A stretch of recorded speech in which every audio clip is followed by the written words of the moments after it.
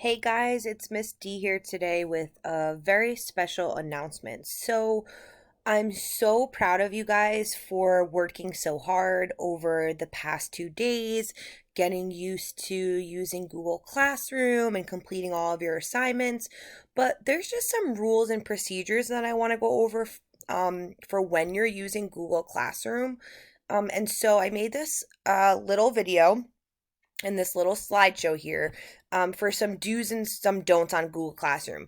Remember that Google Classroom is intended to be used for your assignments, and we want you guys to pretend like you are still in school. And so the same rules that would apply in school if you were on your Chromebook will apply at home.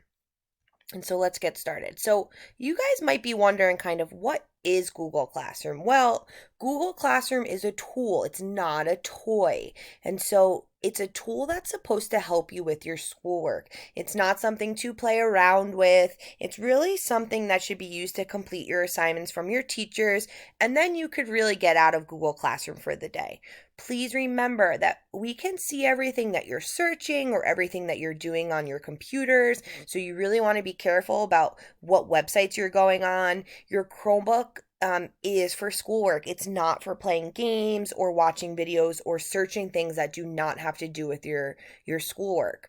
The same rules that apply in school for your Chromebook apply at home. So I want you to think of some of those rules that you've learned in your classroom or in technology class and think, would I be doing this in school?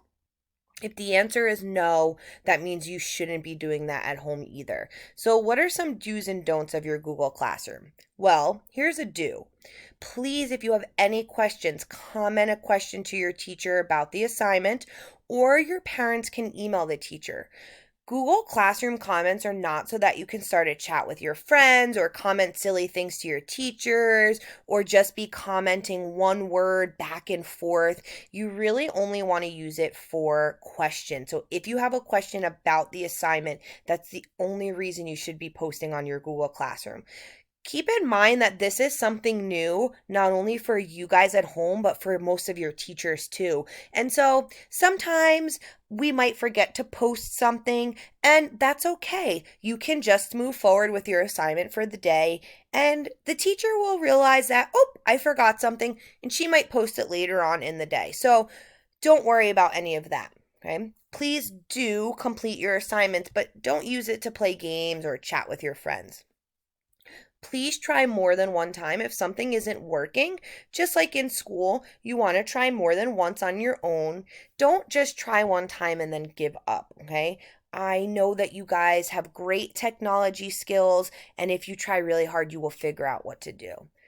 Do read the directions of the assignment. I know it can be challenging because your teacher isn't right there with you to answer your questions when you have them, but I know that your teachers have worked really, really hard to post all of your assignments and make sure that the directions they give are really clear and that you have everything that you need to complete the assignments. So please make sure that you're reading the directions. Don't try to complete an assignment without reading the directions because you might not understand what to do. Okay. Please, please, please remember that Google Classroom is a tool. It's not a toy. We want to be using it appropriately. Okay. If you have any questions or you need help with Google Classroom, please let your parents know and then they can reach out to your teacher or reach out to me. I hope you guys are enjoying your time at home and having some quality time with your family. And I hope I get to see you guys soon. Bye.